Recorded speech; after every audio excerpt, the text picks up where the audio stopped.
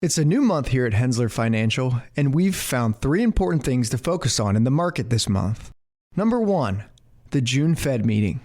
On June 12th, the Federal Open Market Committee will conclude their 2-day meeting on monetary policy and announce any changes while also providing their outlook on future policy decisions. The committee opted to maintain interest rates at 23-year highs at their most recent meeting that concluded on May 1st, and despite having previously guided for 3 rate cuts before the end of the year, options imply a roughly 52% chance that the Fed will issue no more than 1 cut in 2024. It's now been almost a year since the FOMC last raised the federal funds rate to its current target range of 5.25% to 5.5% in July 2023. Since then, rates have been held steady at all meetings. Over that period, we have seen further disinflation overall, but some relatively elevated inflation reports in the first quarter of 2024 threw cold water on possible rate cuts at the time. Despite inflation moderating, we expect no cut at the June meeting. In fact, currently, the chance of an interest rate cut at the June meeting is just 0.1%.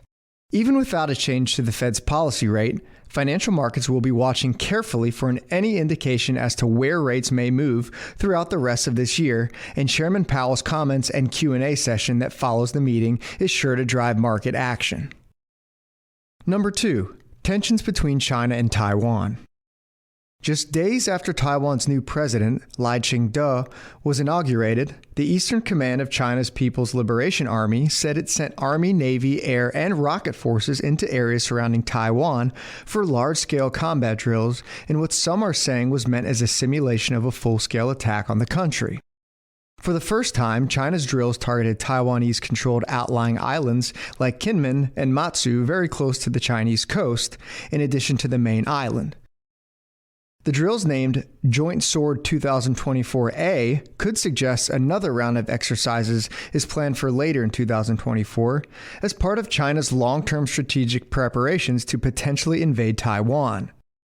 China's new defense minister, Dong Jun, recently warned that those who support Taiwan's push for independence will, quote, end up in self-destruction, and that we will take resolute actions to curb Taiwan independence and make sure such a plot never succeeds.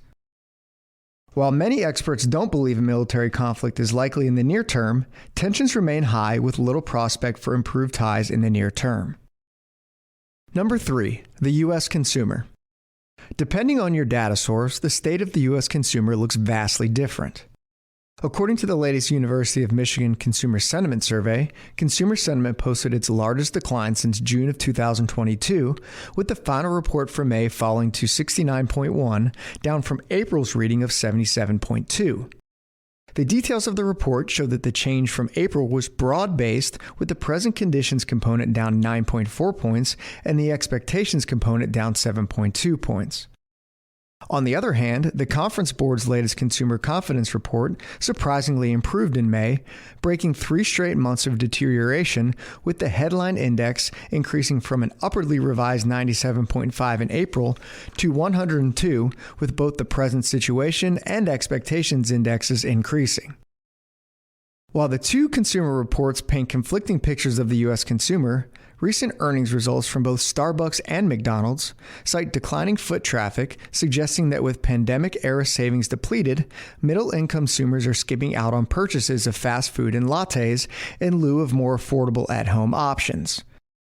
The most recent retail sales report further supports this narrative, as retail sales remained unchanged overall, with core retail sales falling 0.1%.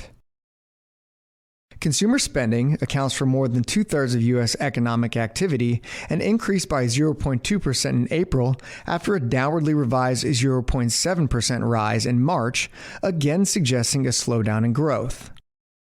The revised first quarter GDP report showed consumer spending moderating to 2% growth in the first quarter from 3.3% that was reported in the fourth quarter of 2023. Now, to be clear, this is not suggesting that the economy is shrinking. Rather, there are signs pointing to the U.S. economy slowing, so we'll be closely watching consumer-oriented data in the month ahead. And that's been your Market Minute for the month of June. Thanks for listening.